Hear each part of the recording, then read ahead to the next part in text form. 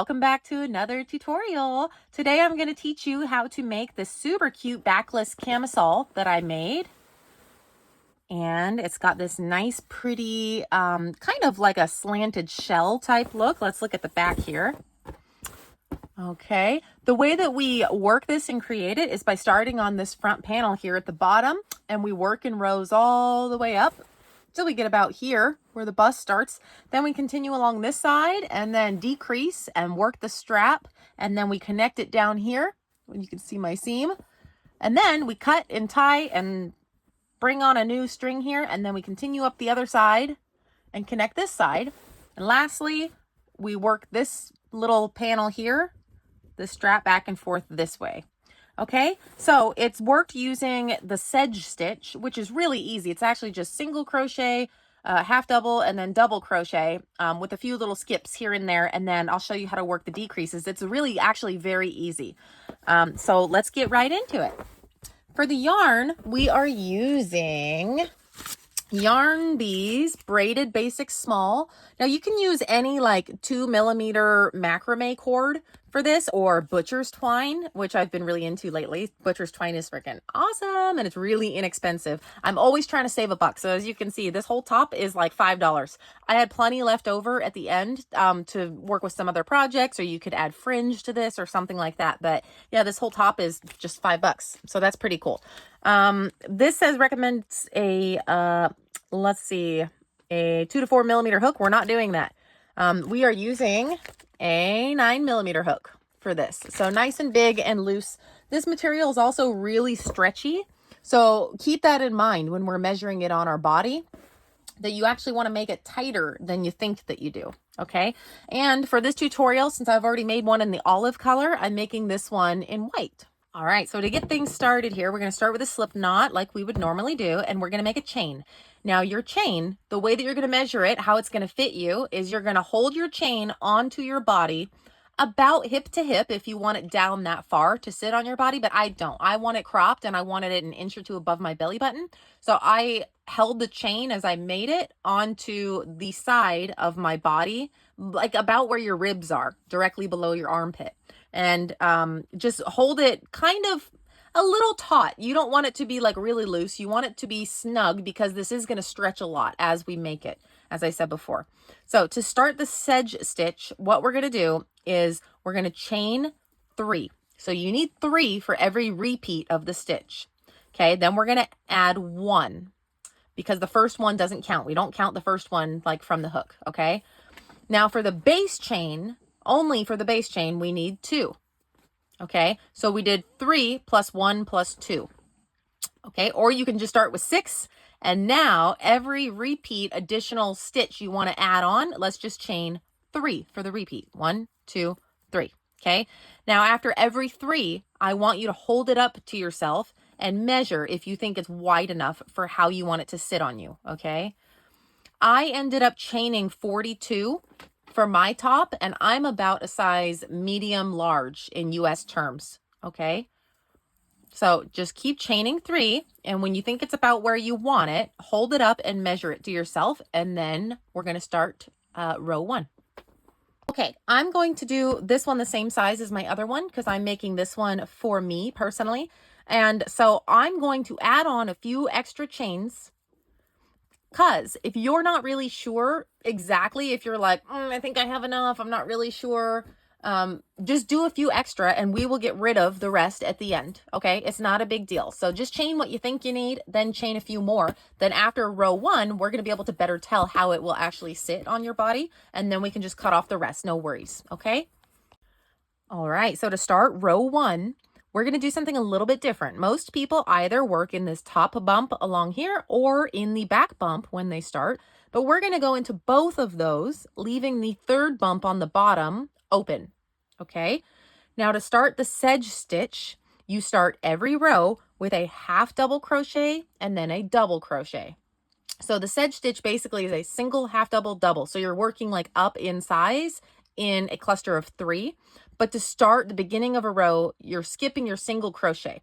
So we're going to skip 2 chains, and that's going to count as our single crochet.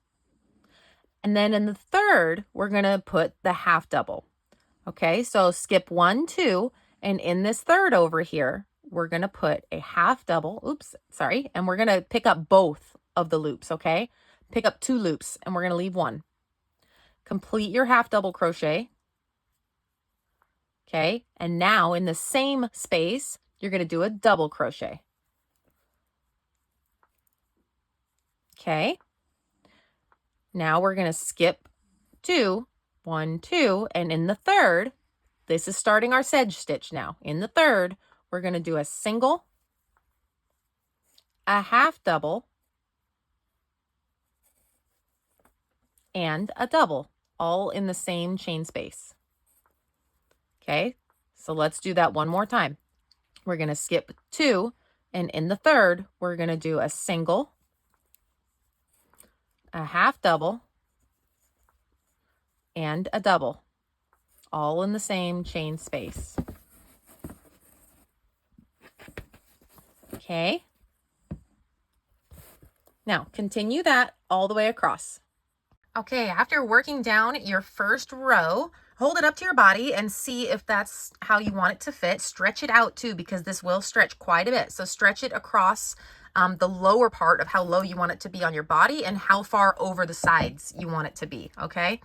Now, if you followed the chain pattern of chain 3 for each additional like stitch pattern repeat, then you should have 3 left at the end, okay?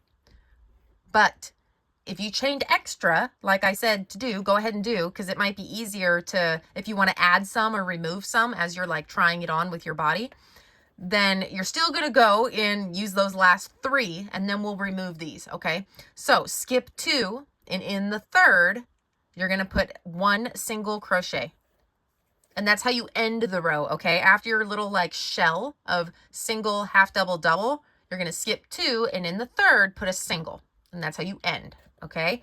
So before we take care of this chain, let's just turn and start the next row, okay? So to do that, we're going to chain 1, turn the work, okay? Then we're going to start the same way we kind of started the beginning of row 1, which is we already have our single crochet that we're going to start in here, the one that we just made. So instead of starting with our single crochet, because we already have it, we're going to put a half double into that space and a double crochet into that space. Now we're going to continue this little triplet pattern all the way across the row. So to do that, we're going to skip these 2, and in this single crochet, because this one's the double, that one's the half double, this one's the single.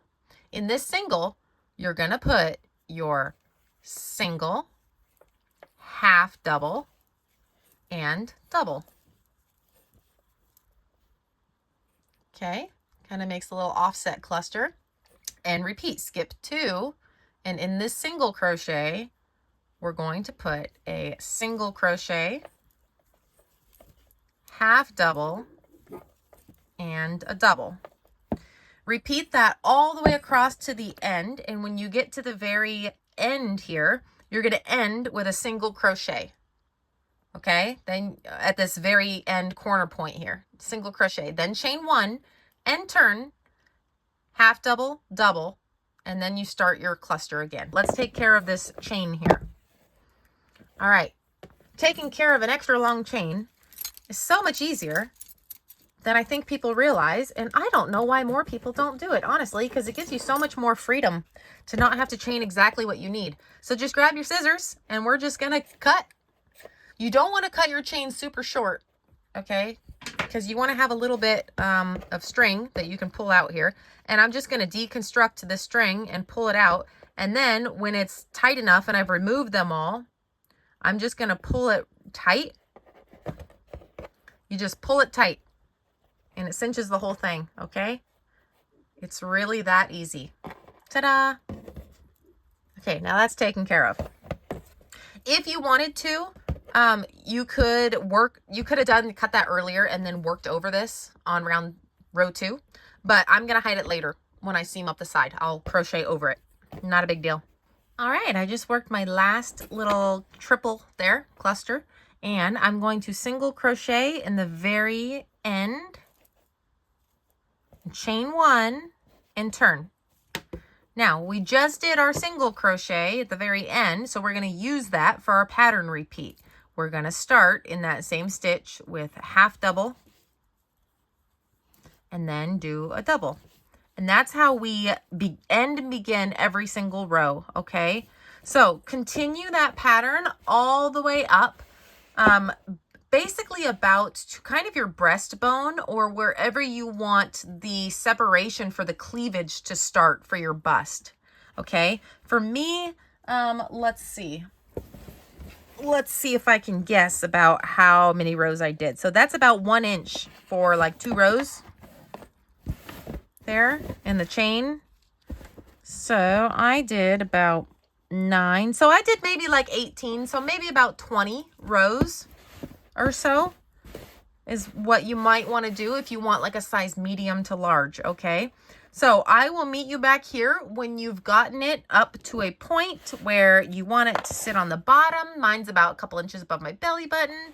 And then where you want the separation for your bust to start. Another little tip is you could try using like a sports bra or a bra that has that deep V shape, and you can kind of measure where on you that sits, a similar type of top, and hold this up to there when you stop, okay?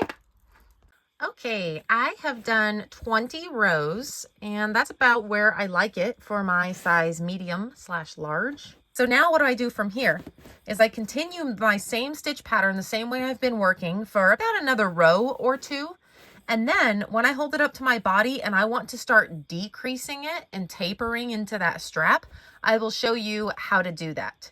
Now it's important that you hold this up. Everyone's got different size tatas. So some of you might want more coverage on the sides. Some of you might want less. So you might start your decreases on a different row. You might want to kind of like keep it, wider for a while before you start bringing it in. But for me, I'm going to do 2 rows before I start my decrease. Now for those first 2 rows, I'm just going to work it like normal, except when I end that last single crochet, I'm going to put right here in this hole, right around the middle. You can go into this stitch like you would normally do. You would normally go into this guy right here, but I am going to go around that whole center point, and I think it makes a cute little circle on the front. And then when we work this side as well, it's going to be anchored in the same circle. Okay, so that's how I know where my middle is. I just kind of took the clusters and just kind of walked them back one for one like this, and then I was like, oh, that's the middle. Okay. Now another thing to note too, just for reference for future, is there is a right side and a wrong side, or a correct side that is what the world is looking at when it's worn. This is the side that is facing the world when it's on, okay? You can tell because it's kind of scalloped here on the bottom naturally, and this pattern kind of makes these kind of shells pop out 3D. Now if I were to flip it over, those shells are now depressed in. Okay, so this is the wrong side. So just take note of that for in the future when we are joining our straps, okay? So I'm going to do those 2 rows, and then I will meet you back to show you how to decrease. Okay, row 1, I'm not decreasing yet, but I've reached my middle point, and I just want to show you my last single crochet. I'm going to anchor it here because my normal single crochet would be right here, right? Because I skipped 2, and then I would put a single crochet here. I'm going to go below that here because it's going to be a lot more stable. This part's going to have quite a bit more tension on it. Okay, so single crochet, chain 1. Now I turn like normal, and I'm going to work another normal row coming back. All right, I completed 2 rows normal. So I went 1, 2. Now this is my 3rd row. I'm coming back. I only decided to work decreases on rows 3, 5, 7, 9, and 11. So every other row, or every odd row, starting with row 3, which we're on right now. And I did that until I had, what is that? 2 clusters left, okay? So until I got the width that I wanted. You could go down probably to 1 cluster, but I kept it at 2, okay? So to do a decrease, we're not going to work the last cluster. So the last one, we would skip 2, and then we would start right here. We're not going to work that whole thing like a normal cluster. We're going to go in there, draw up a loop, and now we're going to go in our side single crochet over here where we normally end a row. we're going to also draw up a loop there, and we're going to go through all 3. So we're single crocheting both of those last single crochets together. Okay. Now we're going to chain 1 as normal, turn, and start your row like you normally would, except we have 1 less cluster. So to start in that 2 together single crochet, we're going to do the half double and a triple, or sorry, not a triple, a double crochet. And then we're going to skip 2, single crochet, half double, double.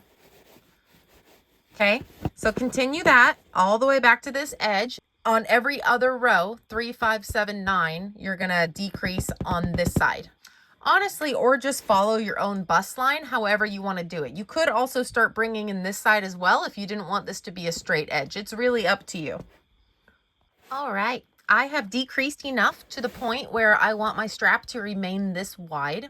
So I did 3, 5, 7, 9, 11. So I did 5 rows of decreases. Okay, decreasing only along this inner edge. So now I'm going to continue the strap just to work this back and forth, only this wide with no decreases, until I get it long enough to fold and wrap back on itself on the side. And I'll show you with this one. Okay, so this is the front. See those decreases? And then I work this. It's going to be a long strap, probably longer than you think.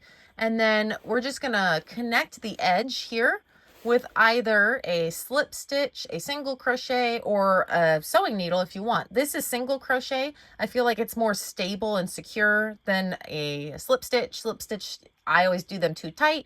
So it's just preference, however you want to connect it, okay? One thing to note, this yarn, if you use the same yarn as me, it's very stretchy, okay? So you want these straps to be tight because you want to hold it onto the side of your body here. You don't want too much side boob. You want it to be tight, and you don't have much else going across your back because it's backless. So this is kind of all you've got holding this against your body. So you want it to be tight, but keep in mind that this has a lot of stretch. So it's probably going to be a lot tighter than you think it needs to be. And you can keep trying it on and keep redoing it and see how it needs to be. Okay. Okay, here is how I start to tie on this other side. I still have the wrong side of the work facing me, or the inside. Okay, we're going to do a standing single crochet. So you start with a slip knot on your hook. Then we're going to go into the first stitch here on the side. Okay. And we're going to do a single crochet. That's basically it. Okay. Now, in that same spot, we're going to do a half double and a double for our pattern. Okay. Now it looks just like as if we had it continuous and we're just turning rows. Okay. This string, I'm going to work over it because it's here and because I can. Okay. So continue the normal pattern across and duplicate what you did for the other half for your bust measurements. Okay, we're back to the middle. I know I keep leaving you guys like, okay, so just do the rest now, but there's all these other little parts that I want to make sure I show. So remember, we joined not on the stitch that we normally would for a row. We went down below it. So I'm at that same part now where I'm skipping 2, and then I would normally go over here, but I'm going to go lower just so it has a stronger anchor. And I think it makes kind of a cute little circle with tension the way it gets pulled on. I don't know. I think it's kind of cute. All right. And then chain 1 and then we turn. Okay. I'm on the back strap. That means we are almost done.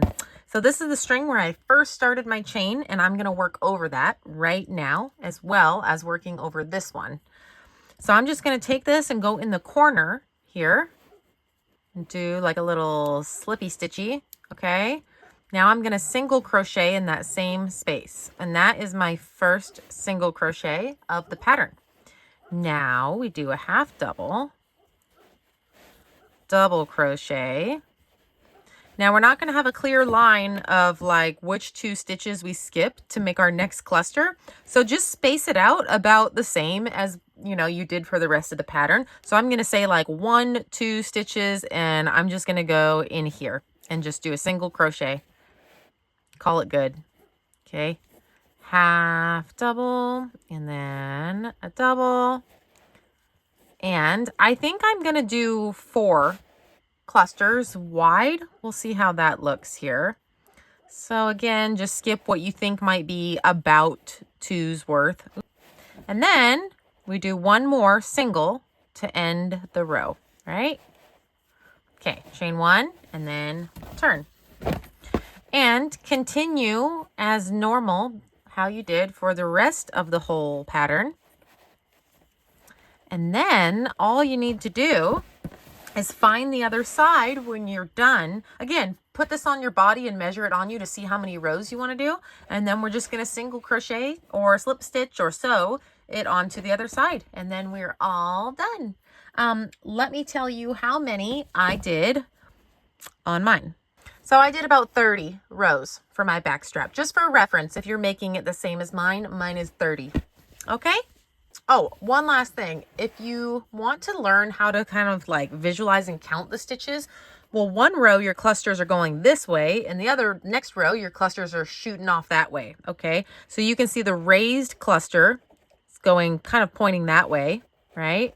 And then the depressed ones are going the other way. So the way that I count up a row is I go 1 raised, down, depressed for number 2, 3 raised, 4 depressed, 5 raised, 6 depressed. Okay, so 1, 2, 3, 4, 5, 6, 7, 8, 9, 10. I kind of go like back and forth like that. Okay, hopefully that helps you.